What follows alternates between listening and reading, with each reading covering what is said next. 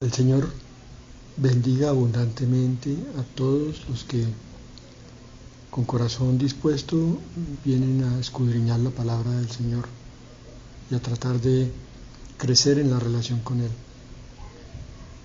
Hoy vamos a tocar un tema que miramos la última vez un poco por encima, que es específicamente la obra del Espíritu Santo. Nuestra relación con Dios pasa por diferentes etapas. Cuando estábamos en el mundo sin ningún Dios, tuvimos que llegar a ese punto donde nos preguntamos en el Espíritu si realmente podríamos y querríamos caminar con Dios. Y en este caso nos referíamos a Dios el Padre.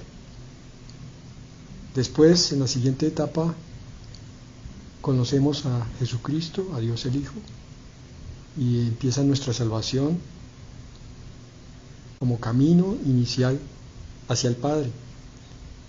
Pero en ese caminar con el Señor Jesucristo, entonces poco a poco va tomando cuerpo la revelación del Espíritu Santo, entendiendo que Él es el gran santificador y el que nos mantiene en el camino correcto, enseñándonos la verdad. Como vemos, es una relación progresiva también, tanto afectiva como de revelación. Poco a poco se nos va revelando. El propósito de la enseñanza de hoy es precisamente que tengamos, basados en la palabra, en muchos incluso versículos que están aquí, que tengamos un entendimiento más claro de cómo es que el Espíritu Santo puede obrar en el creyente. Para eso entonces vamos a iniciar precisamente por el principio. Génesis, primer libro de la Biblia, primer capítulo y primer versículo. Génesis 1, 1 y 2. Vemos aquí que desde el principio el Espíritu del Señor, Espíritu Santo, es nombrado para darnos a entender la tremenda importancia que tiene. Dice así Génesis 1, 1 y 2. En el principio creó Dios los cielos y la tierra. Y la tierra estaba desordenada y vacía, y las tinieblas estaban sobre la faz del abismo, y el Espíritu de Dios se movía sobre la faz de las aguas. Aquí no vamos a entrar en consideraciones ni discusiones por qué la tierra estaba desordenada y vacía, si es simplemente que estaba correspondiendo a las fases de creación de Dios, desde un no materia hasta el pulimento de esa materia y convertirlo en un planeta habitable, o si había otra razón de fondo, no importa. Aquí, hoy, lo que nos interesa es que la palabra desde el principio, Génesis 1, 2, nos habla claramente del Espíritu de Dios con una función específica. Se está moviendo en medio de este caos.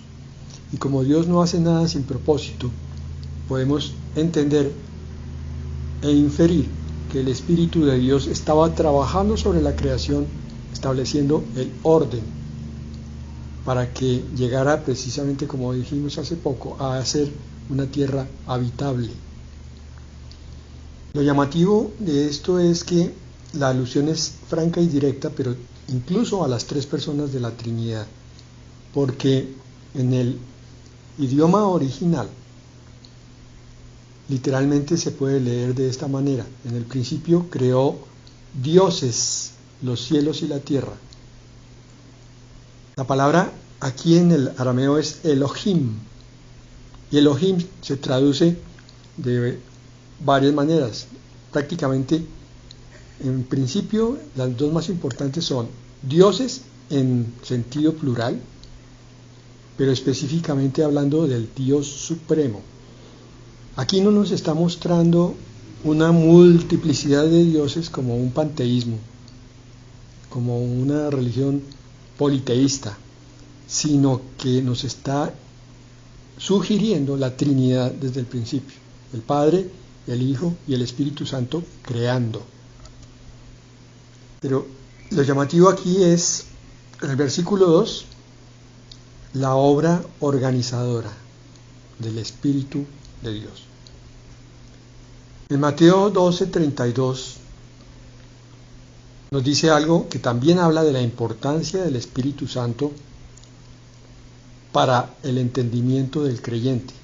Dice Mateo 12:32: a cualquiera que dijere alguna palabra contra el Hijo del Hombre, le será perdonado, pero al que hable contra el Espíritu Santo, no le será perdonado ni en este siglo ni en el venidero. Por cierto que este es un versículo bastante complicado y hay muchísimas posibles explicaciones. Los estudiosos no se han puesto de acuerdo en qué es lo que este versículo quiere decir. Pero en resumen podemos inferir lo siguiente: la blasfemia, que es el pecado de hablar contra Dios, cuando el individuo está renegando por algo que le toca vivir,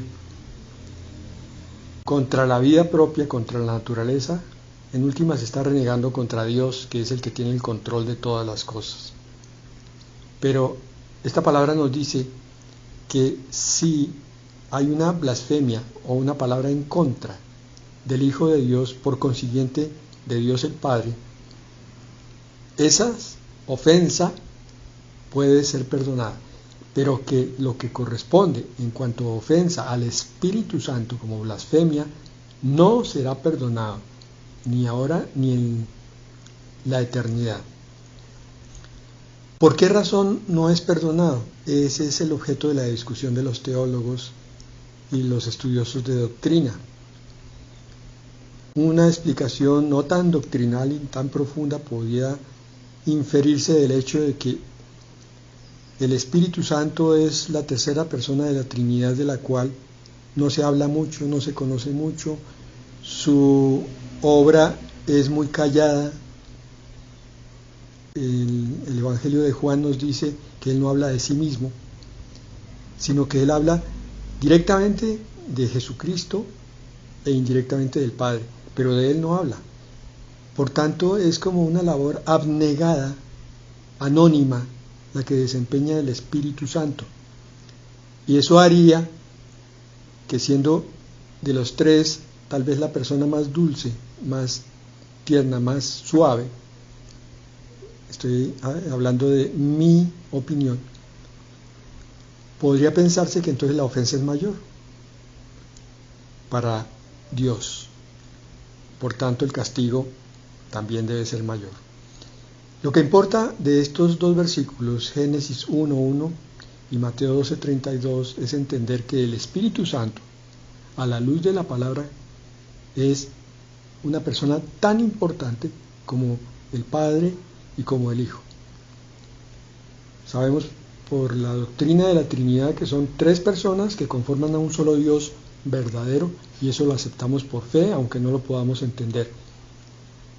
Pero hoy estamos haciendo énfasis en que es necesario conocer a esta persona tan importante de la Trinidad divina, de quien se empieza hablando en el principio de la Escritura y se enfatiza la delicadeza que se debe tener en el trato.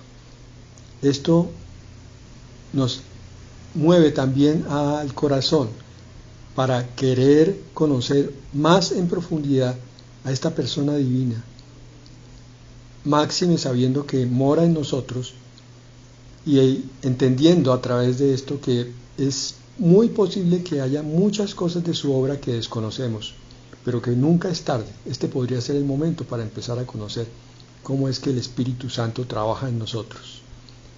Por eso vamos a mirar rápidamente, sin tanta profundidad, varios versículos, tanto en el Antiguo como en el Nuevo Testamento, porque también tenemos que tener claro que el Espíritu Santo se ha comportado, ha tenido ministerios de forma diferente en el Antiguo y en el Nuevo Testamento. En el Antiguo Testamento, adelantando esto, el Espíritu Santo venía sobre a quien Él le placía, a quien Dios tenía la voluntad de enviarlo. Pero en el Nuevo Testamento el Espíritu Santo viene al corazón, a la vida de cada creyente en Jesucristo. Hay una diferencia de operación, de modo de operación, entre los dos testamentos. Esto es importante que sea clarificado en el corazón del creyente, porque ahora que leamos versículos del Antiguo, podemos inferir, deducir cómo se puede mover en nosotros, pero sobre todo que quizás hemos estado descuidados en el conocimiento de la persona del Espíritu Santo. Y este sería el momento magnífico para desarrollar esa relación. Porque con las personas de la Trinidad ocurre lo mismo que en una relación humana. Dos personas se conocen, se empiezan a tratar y cada uno va descubriendo facetas en el otro que hacen que o haya un distanciamiento cuando no nace ninguna amistad, o al contrario, cuando empieza a surgir un sentimiento fuerte, se profundice en esa relación, de modo que se conviertan en amigos y hasta en hermanos, y en la pareja se conviertan en marido y mujer. Lo mismo es válido para el Espíritu Santo. Debemos conocerlo, conocer su temperamento, conocer su obra, para buscar en nosotros el desarrollo de esa relación con Él. Bien, empecemos entonces por Éxodo 31:3. Y lo he llenado del Espíritu de Dios en sabiduría y en inteligencia, en ciencia y en todo arte. Aquí el que está hablando es el Padre, Dios omnipotente. Y está refiriendo que estaba buscando obreros para construir el tabernáculo. Y ya ha escogido a esos artesanos, y a uno en especial. Y a él, dice, lo ha llenado del Espíritu de Dios para darle sabiduría, para que pueda desarrollar esa manufactura de un objeto tan precioso como era el tabernáculo y todo lo demás que rodeaba el sitio de congregación para con Dios. Sabiduría, inteligencia, ciencia y arte. Es una magnífica observación, entender aquí esto, en todo arte, en ciencia, en inteligencia. Nosotros a veces nos paramos un tanto orgullosos, o un mucho orgullosos, pensando que esta inteligencia tan poderosa que maneja mi mente es mía, y que eso es un atributo sobre el cual yo puedo enorgullecerme y mostrarle a los demás mi capacidad. Pero este versículo desmiente eso, está mostrándonos que todo don proviene de los cielos, de lo alto, y que el Espíritu Santo es el que da dones a los hombres como Él quiere. A unos hace más inteligentes, a otros más activos, a otros más perspicaces, a otros más escudriñadores, a unos los hace un poco locos y entonces les da espíritu de bomberos o de rescatista o de médico de urgencias, enfermera de urgencias, que tenga que ver con todo tipo de infecciones sin que eso les produzca un pánico. ¿Ustedes se han preguntado eso? ¿Esa diferencia de personalidades de dónde proviene? ¿Por qué un mundo como el nuestro tiene tantas profesiones y todas tan valiosas para el desarrollo de la comunidad? Precisamente, ese es un don del Espíritu Santo. Es un regalo que el Señor le da a la humanidad. Pero la humanidad sin Dios cae en la soberbia. Y entonces cree que es Él el que debe recibir todo el tributo por la belleza o por la inteligencia o por la sagacidad, lo que sea. Primera de Samuel 10:6. Entonces el Espíritu de Jehová vendrá sobre ti con poder y profetizarás con ellos y serás mudado en otro hombre. Aquí Samuel, el profeta, el juez de Israel, le está hablando al que va a ser el futuro primer rey de Israel, a Saúl, y le está enseñando que como judíos que conocen al Dios verdadero, Saúl va a recibir una porción especial por cuanto va a ser rey y va a necesitar ciertas capacidades. Le dice, el Espíritu de Jehová vendrá con poder y profetizarás con ellos. Se está refiriendo a una escuela de profetas que andaba por allí. Lo interesante de este versículo es que el creyente debe entender, primero, que es la profecía, y segundo, que la profecía es provocada, producida por el Espíritu de Dios. No se trata de que un hombre tenga un don, una cualidad por la cual sea superior a los demás, sino que el Espíritu Santo quiere comunicar algo a toda la comunidad y entonces usa a un siervo. Los dones son para servir a la iglesia. La profecía no solo tiene que ver con la predicción del futuro, conforme a lo que el Señor envía. La profecía también tiene que ver con el hablar la palabra de Dios, tanto en el momento presente como lo que corresponda a hablar del pasado para enseñanza. Entonces un predicador, un maestro de la palabra, está profetizando. Interesante es entender a través de este versículo que para predicar, para enseñar la palabra de Dios, es necesario que el ministro esté lleno del Espíritu Santo, porque de otra manera puede hablar una cantidad de cosas y sacar suposiciones que son suyas, y de ahí ya empieza a inferirse un error, porque no es Dios el que está hablando, no es Dios el que está queriendo llevar el significado de la palabra explicada, predicada a los corazones necesitados, sino que es un hombre que está dando un concepto humano, aunque esté parado en un púlpito y aunque se le llame pastor o profeta.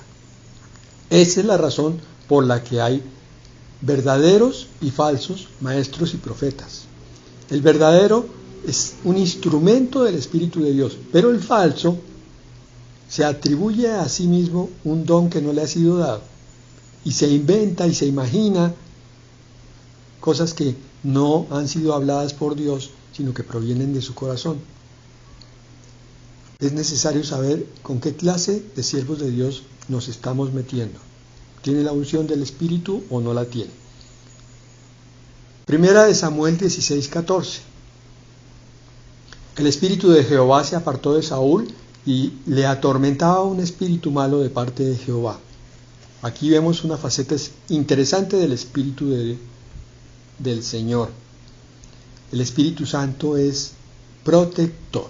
Tan pronto como dejó solo a Saúl, porque Saúl había sido desobediente, contumaz, rebelde, el Señor ya no quiso andar con él, se aparta y entonces viene inmediatamente Satanás con un espíritu malo a atormentar a Saúl.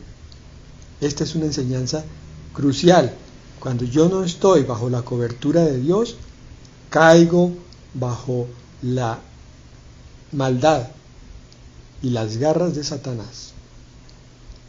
Es también una conclusión que podemos sacar aquí. O estoy con Dios, o quizás esté con el diablo, muy seguramente. Siempre estaré con la cobertura de un campo espiritual específico, el de Dios o el del diablo. Isaías 11:2. Y reposará sobre él, refiriéndose a el Hijo de Dios, la raíz de Isaí, el cordero que iba a nacer. Reposará sobre él el espíritu de Jehová, espíritu de sabiduría y de inteligencia, espíritu de consejo y de poder, espíritu de conocimiento y de temor de Jehová. El Señor Jesucristo era el Hijo de Dios en su naturaleza interior, divina, espiritual. Ahí no tenía ningún límite, su conocimiento era infinito, como Dios Padre, exactamente igual. Pero al revestirse de la naturaleza humana, Él mismo se relega a esa naturaleza y entonces prescinde, se aparta de todos los atributos, casi todos, divinos. Los atributos divinos quedan como en incubación, como en stand-by. Por tanto, en esa naturaleza humana necesitaba la guía y la ayuda de Dios, como nosotros, para darnos también el ejemplo a nosotros. de cuánto necesitamos al Espíritu Santo. Y por esa razón también es que entonces el Hijo de Dios es llevado para ser bautizado al Jordán, y allí desciende sobre él el Espíritu Santo en forma de paloma, para mostrarle al mundo, no porque él no tuviera hasta ese momento el Espíritu, lo tenía, pero para mostrarle al mundo que el Hijo de Dios hecho carne tenía que ser cubierto por la protección del Espíritu Santo de Dios. Si eso es Él, ¿cuánto más nosotros? ¿Cuánto más nosotros debemos reaccionar de nuestra terquedad, desobediencia y rebeldía y someternos entonces en una oración sencilla a la entrega continua del Espíritu Santo? Porque, hermanos, no se olviden, ustedes tienen, hasta que el Señor venga por ustedes, lo mismo que yo, una naturaleza caída que nos acompaña, que nos lleva fácilmente al despeñadero a través del pecado. Si no estamos llenos de Dios, entonces nos vamos llenando de iniquidad. Pero si estamos llenos de Dios, el pecado va saliendo. Es esa la razón por la que insistimos tanto en que hay que desarrollar la relación con el Espíritu Santo. Como están viendo, aquí el Espíritu Santo venía sobre determinadas personas, no sobre todos. No fue sobre todo el pueblo de Israel, sino algunos jueces, los profetas, los reyes, algunos que estuvieron caminando en el camino de rectitud, y algunos otros siervos en particular, pero no todos. Hoy en día sí tenemos esa bendición que vamos a ver un poquito más adelante. Isaías 59:21. Y este será mi pacto con ellos, dijo Jehová. El Espíritu mío que está sobre ti y mis palabras que puse en tu boca no faltarán de tu boca, ni de la boca de tus hijos, ni de la boca de los hijos de tus hijos, dijo Jehová, desde ahora y para siempre. Voy a repetir algo que dije recién unos días. Para hablar la palabra de Dios se necesita tener el Espíritu Santo de Dios actuando. El siervo del Señor debe orar antes de hablar la palabra para que no salgan palabras de hombre, sino que lo que venga a través de esa boca humana provenga directamente del corazón de Dios. Es un acto de humildad, de sometimiento y sobre todo de reconocimiento de quién es el dueño de todas las cosas. Por el contrario, cuando hay soberbia, cuando hay humildad, cuando hay vanidad, es cuando se piensa que uno es capaz de hacer muchas cosas y hasta lucirse, diríamos, en el mundo. El que está lleno del Espíritu de Dios reconoce su pequeñez y su incapacidad, y por eso siempre acude al Dios Altísimo. Decíamos que entonces hay dos clases de predicadores: el que está lleno del Espíritu y el que está lleno de soberbia. El que está con el Espíritu predica la verdad de Dios y los oyentes deben recibirlo así, pero el que está en soberbia predica conceptos de hombres, y los que están oyendo pues pueden sentirse en una reunión cualquiera, menos donde le llega directamente de Dios la enseñanza. Isaías 61:1. Este es el último versículo del Antiguo Testamento que vamos a ver. El Espíritu de Jehová el Señor está sobre mí. Esta es la profecía que toma el Señor Jesucristo cuando Él inicia su ministerio público. Aquí Isaías recibió esta visión y la transmite. El Espíritu de Jehová el Señor está sobre mí, porque me ungió Jehová, me ha enviado a predicar buenas nuevas a los abatidos, a vendar a los quebrantados de corazón, a publicar libertad a los cautivos y a los presos apertura de la cárcel. Qué bonito versículo, qué bonita palabra esta donde nos enseña que el Espíritu del Señor fue el que ungió a Jesucristo en sus ministerios, pero que también unge al verdadero ministro de Dios. Predicar buenas nuevas, primero, por el Espíritu de Dios. Ya vimos eso. a los abatidos, levantarlos, vendar a los quebrantados de corazón. Esto es consejería, es ministración, es consolación. Todo eso tiene que ser hecho a través del Espíritu. Y es bueno que ustedes lo vayan entendiendo, mis hermanos, porque cuando el Señor los ponga a trabajar, tiene que ser así, a través del Espíritu Santo de Dios, para que sean verdaderos siervos y un día lleguen a recibir los galardones correspondientes. Esas son las obras de oro, plata y piedras preciosas. Las obras hechas con la fuerza del hombre, sin el Espíritu de Dios, pueden parecerse un poco. Podemos ver a predicadores, a sanadores, a administradores, a consejeros, pero sin la unción del Espíritu, y entonces esas son obras de heno, paja y hojarasca, que serán quemadas. A publicar libertad a los cautivos, el ministerio de liberación. No es solamente decir fuera Satanás, sino es mostrar la palabra de liberación para que el que oye entienda que no está sujeto al poder del demonio, sino que puede usar el poder de Dios, la promesa de Dios para salir de la cárcel, porque de hecho ya salió, Cristo ya lo liberó. Vemos por ahí todavía rezagos y peor aún, cristianos que pareciera que voluntariamente regresan a las prisiones pensando que tienen que hacer una cantidad de obras del Antiguo Testamento, porque el Señor Jesucristo no fue suficiente, no fue capaz de liberarlo de todas las cadenas. Esto es casi que una blasfemia, o lo es.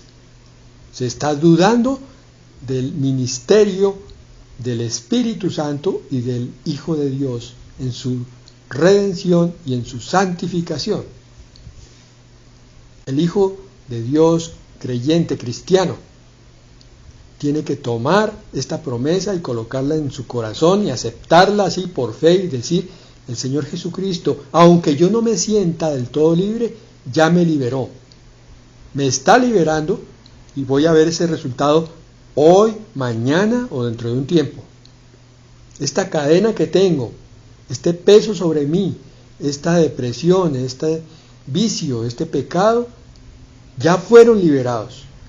Lo que ocurre, hoy lo entiendo a través de la palabra, es que mi carne, por vía de la repetición y de la costumbre, continúa creyendo que está en la cárcel con cadenas. Pero en mi espíritu, yo tomo esta palabra, la acepto y digo, soy libre. Por tanto, en los próximos días me veré completamente libre. El que obra así, ve precisamente el milagro, porque está caminando en fe sobre la promesa de Dios. Aquí el Espíritu del Señor le fue dado a Isaías, tal cual como lo escribió él en Isaías 61:1.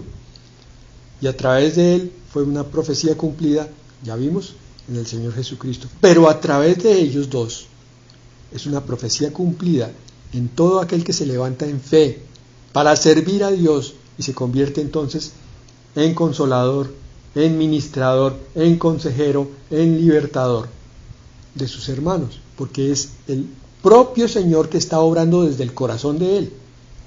No es mérito del creyente, no es que el creyente sea muy ungido, tenga estudios y tenga un trato preferencial de parte de Dios. Eso no existe en la Biblia. Lo que existe es la vocación, entendámoslo así, de ser un buen teléfono por el cual Dios pueda hablar y se produzcan los milagros que Él quiere en cada uno de los que creen. Bueno, en el Nuevo Testamento encontramos entonces algunas otras alusiones. Vamos a ir adelantando entonces esto. Mateo 1:18. El nacimiento de Jesucristo fue así: estando desposada María, su madre, con José, antes que se juntasen, se halló que había concebido del Espíritu Santo. No sé cuántos han considerado que los óvulos de María fueron fecundados por la obra milagrosa del Espíritu Santo. el Espíritu. ¿Por qué hacemos esa consideración? Porque si el Espíritu Santo fecundó el embrión de Jesucristo y fuera de eso después lo levantó de los muertos, ¿qué no hará en ti y en mí? ¿No será capaz de tratar aquello que tanto nos molesta? Bueno. Marcos 1:12 dice, y luego el Espíritu le impulsó al desierto.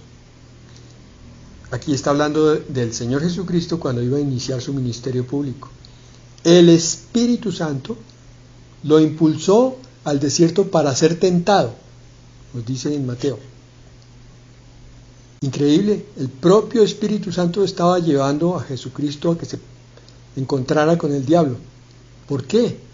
Porque eso tenía que quedar como ejemplo para la posteridad, para los 2000 y pico de años siguientes, en el cual los cristianos pudieran entender que si Cristo en su naturaleza carnal, con la ayuda del Espíritu Santo, pudo resistir la tentación, igual nosotros. Y no hay disculpa. Dios no tiene imposibles y lo que hace con uno, lo hace con cualquier otro. Marcos 13:11. Pero cuando os trajeren para entregaros, no os preocupéis por lo que habéis de decir, ni lo penséis, sino lo que os fuere dado en aquella hora, eso hablad, porque no sois vosotros los que habláis, sino el Espíritu Santo.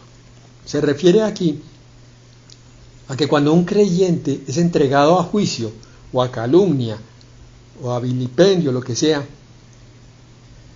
ese creyente lo único que debe buscar es en oración la presencia del Señor y nada más.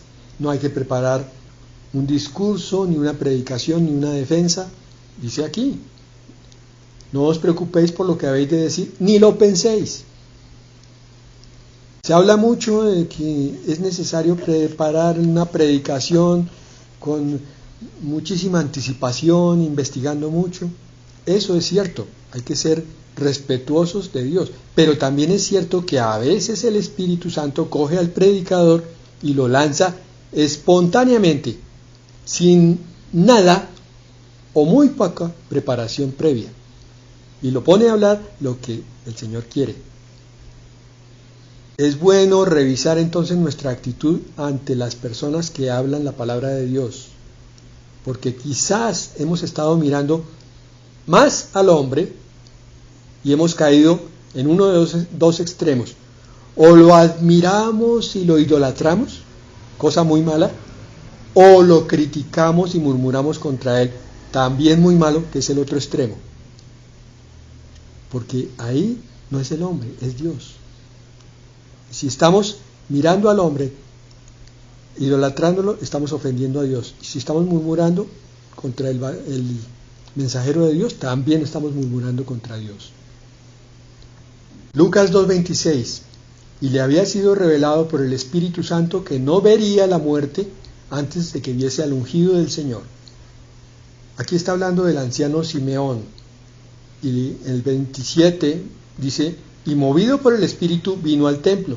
Y cuando los padres del niño Jesús lo trajeron al templo para hacer por él conforme al rito de la ley, después continúa hablando de que Simeón profetizó. Simeón estaba tan entregado al Señor que había recibido revelación. El Espíritu Santo también se encarga de dar revelación. Por eso, si tú tienes una palabra que esté cerrada para tu mente, háblale al Espíritu Santo y pídele que Él te muestre, te enseñe, te disponga para leer la palabra, para estudiarla, para comprenderla y para que te sea revelada. Porque se puede comprender sin tener revelación, comprender hasta cierto nivel. Yo entiendo el versículo que dice que le había sido revelado por el Espíritu Santo, pero no entiendo bien lo que es la revelación hasta que yo reciba directamente revelación propia y directa. La revelación es la que le aclara a uno aspectos como por qué es necesario obedecer, por qué es necesario despojarse de la soberbia, por qué es necesario crecer en humildad cada día más. Hasta que uno no entiende eso por revelación, no empieza a hacer un seguidor dócil, porque antes la rebelión de la carne le gana. Lucas 4:14. Y Jesús volvió en el poder del Espíritu a Galilea, y se difundió su fama por toda la tierra de alrededor. Son varios los pasajes donde se cita que Jesús se movía, porque el Espíritu Santo era el que lo guiaba. En Romanos 8 nos dice que los que son hijos de Dios, esos son guiados por el Espíritu de Dios. Alguien preguntará, bueno, ¿y cómo es que el Espíritu Santo me puede guiar a mí? Yo no sé cómo un ser sobrenatural puede tocar mi mente, mis pies, mi boca. Hermano, no hay un método escrito sobre cómo es eso. El Señor nos dejó en la palabra las bases para que creamos que eso es posible. El primer punto, si se puede aconsejar así, es que se crea esta palabra de Dios. Si tú no la crees, nunca verás el control del Espíritu Santo en tu vida. Si tú no tienes un corazón dispuesto para obedecer, nunca verás al Espíritu Santo guiándote. Pero si un día te dispones y dices, Señor, yo quiero conocer eso, quiero aprender, ¿cómo es que me guía? A partir de ahí, el Espíritu Santo empieza sobre ti un proceso para enseñarte directamente cómo es la relación entre Él y tú. O sea que eso lo puedes descubrir solamente tú, con algunas pautas de otras personas, pero ni el mejor pastor, ni el mejor predicador pueden reemplazar la experiencia directa entre el Espíritu Santo y tú. Tú tienes que disponerte a vivir con Él, a levantarte en la mañana, Señor Espíritu Santo, aquí estoy, úsame, háblame, guíame, manéjame. Por la noche, Señor Espíritu Santo, entrego mi sueño. Alguien dirá, pero eso yo lo hago con Dios el Padre o con Dios el Hijo. Está bien, pero no olvides al Espíritu Santo. Háblale de vez en cuando, más seguido cada vez. Considéralo como una persona que está en tu corazón. El Padre, el Hijo y el Espíritu Santo están en todas partes. Pero también es cierto que la Biblia nos habla, la Escritura, de que el Padre está sentado en el trono, el Hijo en este momento está a la diestra del Padre y el Espíritu Santo mora en el corazón del creyente. En otras partes dice que es Cristo el que mora en el corazón, en otras partes dice que es el Padre. Entonces, no importa quién, pero sí es necesario incrementar nuestro conocimiento de la tercera persona de la Trinidad. Aquí lo dice de esa manera. Lucas 11:13. Pues si vosotros, siendo malos, sabéis dar buenas dádivas a vuestros hijos, ¿cuánto más vuestro Padre Celestial dará el Espíritu Santo a los que se lo pidan? Aquí no hay que confundir un aspecto. El Espíritu Santo ya te fue dado. Si tú eres creyente de Jesucristo y eres salvo, ya tienes el Espíritu Santo. Pero puedes pedir al Padre que te dé una porción mayor de su Espíritu para que tú aprendas a conocerlo. Eso es lo que quiere decir aquí. Porque aquí el que estaba hablando es el Señor Jesucristo antes de que el Espíritu Santo viniera por su resurrección, por su muerte y resurrección, antes de Pentecostés. Por eso aquí se le daba directamente, en forma clara, al que lo pedía. Lucas 12:12. Porque el Espíritu Santo os enseñará en la misma hora lo que debáis decir. Ya hablamos de eso. Juan 3:6. Lo que es nacido de la carne, carne es. Y lo que es nacido del Espíritu, Espíritu es. Pues bien, tú naciste primero de la carne, de tu padre y de tu madre biológicos. Y eras carne, y por eso pecabas. Pero cuando aceptaste a Cristo, naciste del Espíritu Santo. Ahora eres Espíritu también. La carne sigue ahí, pero es el Espíritu el que debe empezar a tomar el control. El Espíritu tuyo, tomar el control de tus acciones, de tus pensamientos, de tus emociones. No es posible que un cristiano, porque es agredido, entonces caiga en una ira descontrolada, simplemente porque no está sometido al Espíritu Santo de Dios. El creyente maduro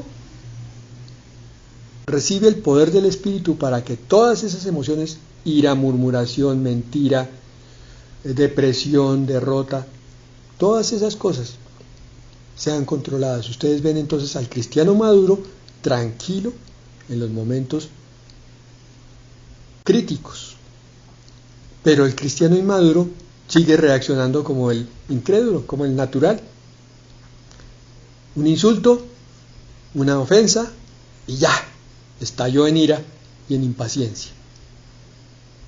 Esto es una exhortación para que crezcamos en el conocimiento del Espíritu Santo. Crezcamos en dejarnos controlar más por Él. Mientras no se establezca esa relación a través de la palabra y a través de la búsqueda de la comunión, no hay posibilidad. Juan 14, 17. El Espíritu de verdad, el cual el mundo no puede recibir porque no lo ve ni le conoce, pero vosotros le conocéis porque mora con vosotros y estará en vosotros. Ahí está lo que estaba diciendo. Con respecto a el tema de reyes y sacerdotes, hablamos de la promesa del Espíritu Santo que dio el Señor Jesucristo en Juan 14, 26, Juan 15, 26 y Juan 16, 13. Vamos a saltarnos esto para poder mirar un poco más de pasajes. Hay muchísimos pasajes en el libro de Hechos de los Apóstoles. De hecho, los estudiosos dicen que el libro de Hechos de los Apóstoles se puede llamar también el libro del Espíritu Santo, porque es la obra del Espíritu Santo construyendo, levantando la iglesia del Señor. Nos saltamos el libro de Hechos de los Apóstoles porque habría que leerlo casi todo. Miremos Romanos 15, 13. Y el Dios de esperanza os llene de todo gozo y paz en el creer, para que abundéis en esperanza por el poder del Espíritu Santo. El Espíritu Santo da esperanza, gozo y paz a través de la fe. Primera de Corintios 6, 19. ¿O ignoráis, esto es vital, que vuestro cuerpo es templo del Espíritu Santo, el cual está en vosotros, el cual tenéis de Dios y que no sois vuestros? Me voy a detener un poquito aquí. El Señor moraba en templos hechos por hombres en la antigüedad, aunque Él decía que no lo necesitaba. Moisés le construyó el tabernáculo, después Salomón hizo el primer templo y se reconstruyó ese templo después de la deportación de Babilonia, y allí se suponía que se encontraban los creyentes con Dios. Esa costumbre que ha imperado en todas las religiones, la que a veces nos limita en ese entendimiento de que en este nuevo pacto, por eso se llama Nuevo Testamento, Antiguo Pacto y Nuevo Pacto. El Antiguo Pacto era la ley, el Nuevo Pacto es la gracia, es el Espíritu Santo. En este Nuevo Pacto, nosotros somos los templos vivos. Ustedes, me imagino que todos, tendrán muy claro cuál es la norma que debe imperar cuando uno entra en un templo donde se supone que Dios está morando. Respeto, reverencia, silencio, no hay desorden, no hay que botar basura, hay que santificar todas las cosas. Pero ¿por qué eso lo hacemos con un templo de ladrillo que el mismo Dios dijo que no había templo capaz de contenerlo? Ni siquiera la tierra, porque su gloria es tan grande. Y ahora a Dios le ha placido venir a morar en lo que Él llama sus nuevos templos, que somos tú y yo, hermanos. Y no caemos en cuenta de cómo tenemos que cuidar ese templo, cuidarlo en todos los sentidos, barrerlo, asearlo, quitarle el polvo, evitar desórdenes, palabrotas, malos pensamientos, pecados con el cuerpo, pecados con la mente, porque Dios mora adentro. Reverencia, de eso se trata. Reverencia con el cuerpo para honrar a Dios. No sois vuestros, Ese es el error. Pensamos que, es que mi cuerpo no me gusta esta parte sí me gusta, mi cuerpo, me voy a hacer este cambio de look. Y no pensamos que el cuerpo que estamos viendo en el espejo le pertenece a Dios, es templo de Él, no es nuestro. Una razón para cuestionar las cirugías estéticas sin fundamento. Muy bien si la persona se quemó y hay que quitarle una cicatriz, hay que reconstruir algo que es crítico. Muy bien si hay una deformidad física congénita, ¿no? Pero qué absurdo este tipo de cirugías que han llenado de noticias y de muertos. Mujeres que caen como moscas porque se hicieron operar para llenarse de silicona. Eso es un atentado contra el templo de Dios, es un pecado contra Dios. Es decir, el templo que tú hiciste, Señor, no me gusta, es horrible, lo voy a cambiar por otro. Insisto, hay cirugía estética sana, pero la mayoría, 70% de lo que hoy se hace en cirugía plástica es morboso, es enfermizo, es un atentado contra la espiritualidad. Segunda de Corintios 13:14, la gracia del Señor Jesucristo, el amor de Dios y la comunión del Espíritu Santo sean con todos vosotros. ¿Qué dijo? Que la gracia redentora del Salvador sea contigo. El amor de Dios sea contigo. Y la comunión, la unión, la búsqueda del Espíritu sea contigo. Amén. Segunda de Corintios 13:14, eso era lo que decía. Nos quedan 3 y terminamos. Efesios 1:13, en él también vosotros, habiendo oído la palabra de verdad, el evangelio de vuestra salvación, y habiendo creído en él, fuisteis sellados con el Espíritu Santo de la promesa. No es invención de hombre, es la palabra que lo dice. Habiendo creído en él, en el evangelio de salvación, fuimos sellados con el Espíritu Santo de la promesa. Por eso somos templo del Espíritu. Por eso el Espíritu Santo mora en ti. Por eso es tan fácil que hables con Él y que le comentes, le cuentes todas tus cosas. Efesios 4:30. Y no contristéis al Espíritu Santo de Dios, con el cual fuisteis sellados para el día de la redención. Esto es lo que ocurre. Por causa de que el creyente no ha aprendido a obedecer, no ha aprendido a someterse a la palabra, no ha aprendido a decir amén a Dios, a decirle Señor, Señor, el Espíritu Santo está contristado y entonces en vez de morar en su casa con alegría, con el Espíritu Santo se arrincona, se apaga, entristecido, porque su templo está ahí respetando la obra y la presencia de Dios. Y por último, Tito 3:5. Nos salvó no por obras de justicia que nosotros hubiéramos hecho, sino por su misericordia, por el lavamiento de la regeneración y por la renovación en el Espíritu Santo. Podemos dividir aquí en 2 personas de la Trinidad la obra. El lavamiento de la regeneración, si es regeneración, lo produce el Hijo de Dios en la salvación. Pero la renovación la produce el Espíritu Santo. Por eso decimos que la salvación la hace el Hijo y la santificación la hace el Espíritu Santo de Dios. Pero esto es igual. Las 3 personas están obrando siempre en el creyente. Entonces tú tienes un Padre, tienes al Verbo y tienes al Espíritu dentro de ti. Y los 3 obran. Pero debes mejorar, aumentar, profundizar tu relación con el Espíritu Santo de la renovación, de la santificación.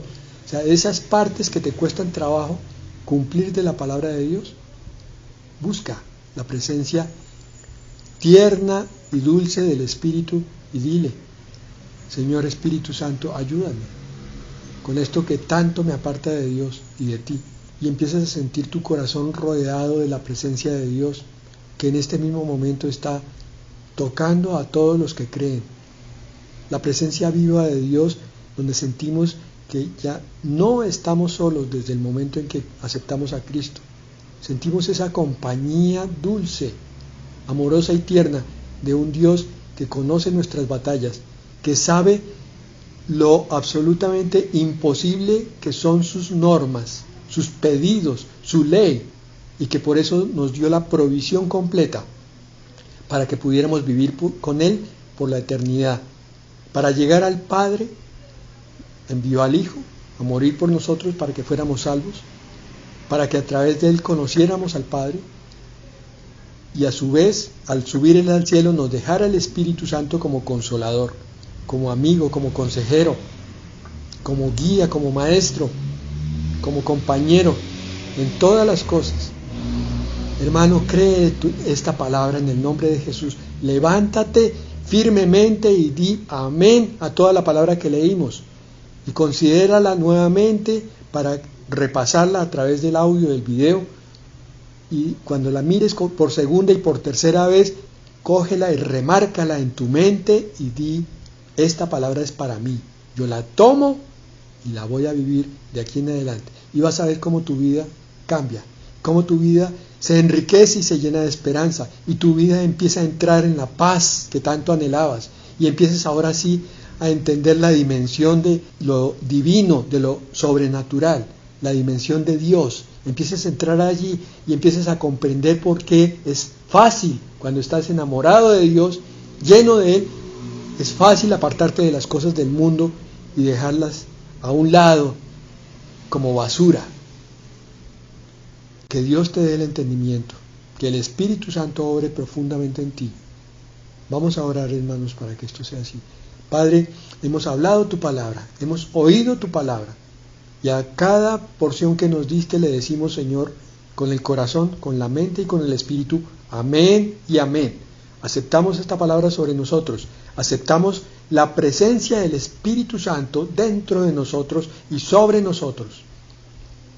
Y queremos, Señor, aprender a ser controlados por el infinito amor y ternura de tu Espíritu, Señor, para que nos guíe a una mejor vida, a una vida de esperanza, de gozo, de paz, a una vida de entendimiento de tus cosas, Señor, a una vida de preparación para tu próxima venida. Padre, en el nombre de Jesús, toca a cada uno de los que oye con fe. Amén y amén.